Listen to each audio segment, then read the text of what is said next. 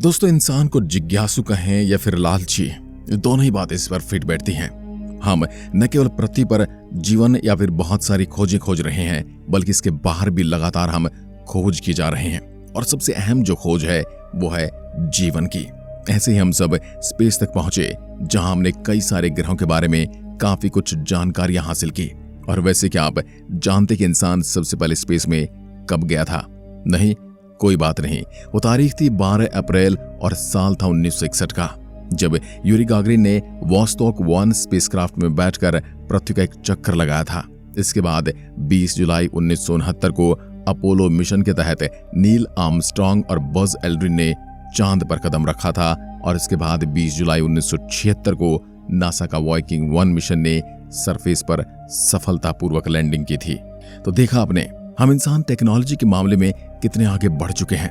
जो कभी समुद्र पार करने के लिए भी 10 बार सोचता था, जो दूर तक के रास्ते तय करने के लिए भी एक साधन या फिर बैलगाड़ी या घोड़ा गाड़ी का इस्तेमाल करता था, आज वो चांद तक पहुंच गया है। हालांकि अभी भी हमने ब्रह्मांड के बारे में काफी कुछ पता नहीं लगाया है और हमें अभी टाइप 1 सिविलाइजेशन का खिताब भी नहीं मिला है। और ऐसा 1964 में सोवियत एस्ट्रोनॉमर्स निकोलाई कार्डशोव ने कहा था। साल 1970 में हमारा एनर्जी कंजप्शन 10 टेरावाट था, जबकि कार्डशेव स्केल पर हमें 0.7 की पोजीशन मिली थी। और आज के समय में कंजप्शन 19 टेरावाट तक पहुंच चुकी है, लेकिन फिर भी हमारी पोजीशन 0.73 ही है।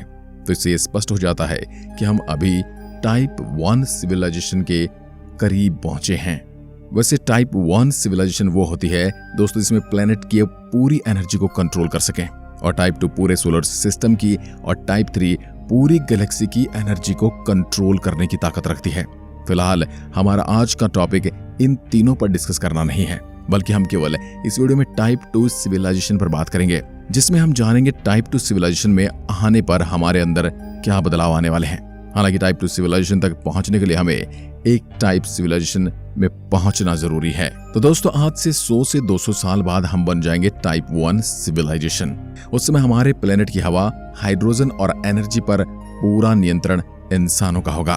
तब हम सूरज से आती पूरी एनर्जी को यूटिलाइज कर सकेंगे जो कि पृथ्वी पर गिरती है। तब हम अपने हिसाब से हवाओं का रुख बदल सकेंगे और नदियों को भी अपने हिसाब से बहाना शुरू कर देंगे। जहां हम इंसान चाहेंगे उतना ही नहीं, कहां पर गर्मी होगी और कहां पर बर्फ गिरेगी, इन सब पर भी हम इंसानों का ही कंट्रोल होगा। इसके साथ ही सुनामी जैसे तूफान भी हमारी परमिशन के बिना नहीं आ पाएंगे। हाँ, अब ये बात और है कि उस समय तक हम इंसान शायद पानी पर भी घर बना चुके होंगे।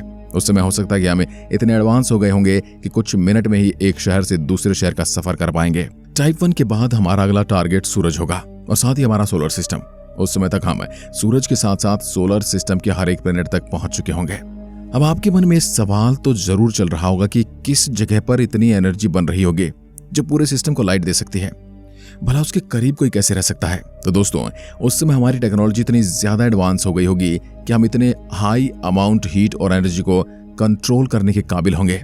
आपको ये पता होना चाहिए कि डायसन स्फीयर न केवल सूरज की एनर्जी को ऑब्जर्व करेगा, बल्कि उसकी लाइफ टाइम को इंक्रीज कर देगा। इससे सूरज की रेडिएशंस और उसके अंदर चल रहा न्यूक्लियर फ्यूजन कंट्रोल में रहेगा।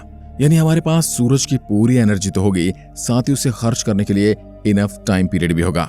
दोस्तों, आज हमने कई ग्रहों के बारे में पता लगाया है, लेकिन वहां पर होने वाले कुछ समस्याओं के कारण हम इंसान वहां घर नहीं बसा सकते। जैसे मार्स को ही देख लीजिए, जहां कार्बन डाइऑक्साइड ज्यादा है, तो वहीं जुपिटर और सैटर्न मून्स पर मीथेन की नदियां बह रही हैं। वहां पर तापमान भी काफी कम है। इसी तरह वीनस पर तो हम 1 मिनट भी नहीं रुक पाएंगे, क्योंकि वहां का टेम्परेचर इतना हाई है कि हमारी जान चली जाएगी। लेकिन अब हमारे पास इतना ज्यादा एनर्जी होगी, तब हम हर एक प्लेनेट को टेराफॉर्म कर पाएंगे और उसकी कंडीशन को सेम पृथ्वी जैसा बना पाएंगे। यानी कि जहां पर बहुत ज्यादा सर्दी पड़ती है या गर्मी पड़ती है, उसके टेम्परेचर और एनर्जी को हम कंट्रोल कर पाएंगे। तब हम जिस प्लेनेट पर चाहे घर बसा सकते हैं। तब दोस्तों, हमारे स्पेसशिप भी आज के मुकाबले कहीं ज्यादा एडवांस और फास्ट हो गए होंगे। जैसे एक देश से दूसरे देश में जाना आजकल आसान हो गया है, शायद आने वाले समय में एक ग्रह से दूसरे ग्रह पर आना जाना भी इसी तरह से हो पाएगा, जिसकी मदद से हम सोलर सिस्टम में एक जगह से दूसरी जगह पर बहुत ही फास्ट स्पीड से ट्रैवल कर पाएंगे। हमारी पृथ्वी भी तब एकदम से बदल चुकी होगी, क्योंकि हमने आसमान को छूने वाली बिल्डिंगें बना ली होंगी और ये बिल्डिंग इतनी बड़ी होंगी, पूरे शहर के लोग एक ही बिल्डिंग में रहने लग जाएंगे और तब हमारा सारा काम रोबोट करने लग जाएंगे।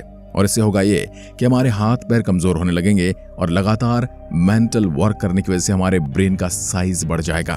आज कैंसर और डायबिटीज जैसी बीमारियां जिनसे हम इतना डरते हैं, तब ये केवल हमारे लिए सर्दी जुकाम जैसा बन जाएगा, जिसे आसानी से ठीक किया जा सकेगा। कोरोना जैसे पैंडेमिक तब नहीं फैल पाएंगे और इस तरह इंसानों के जीने की क्षमता और ज्यादा बढ़ जाएगी। दोस्तों, ये भी हो सकता है कि तब तक हम अमृतत्व को भी हासिल कर लें, यानी कि हम अजर अमर भी हो सकते हैं। तब पृथ्वी पर ऐसा कोई भी खतरा नहीं होगा जो हमारी जान ले पाए, और स्पेस या सोलर सिस्टम में भी कुछ नहीं होगा जो इंसानों को नुकसान पहुंचा पाए। ये बात तो आप जानते ही हैं कि आज से 6.5 करोड़ साल पहले डायनासोर की प्रजाति एक एस्ट्रॉइड की वजह से खत्म हो गई थी। लेकिन क्या आप जानते हैं, टाइप 2 सिविलाइजेशन के लिए ये एस्ट्रॉइड भी कोई बड़ा खतरा नहीं होगा, क्योंकि हम एस्ट्रॉइड को आराम से चुटकियों में खत्म कर पाएंगे। साथ ही हम पृथ्वी को एक जगह से दूसरी जगह शिफ्ट करने में भी सक्षम होंगे। तो दोस्तों, अब आप ये समझने की गलती मत कर देना कि हमारी जिंदगी को तब कोई खतरा नहीं होगा, क्योंकि तब ऐसे कई खतरे होंगे जो आउटर स्पेस से आकर हमें खत्म कर देंगे। यानी कि जैसे जैसे हम उन्नति करते जाएंगे, वैसे वैसे हमारे लिए खतरे भी अलग तरीके के बनते जाएंगे।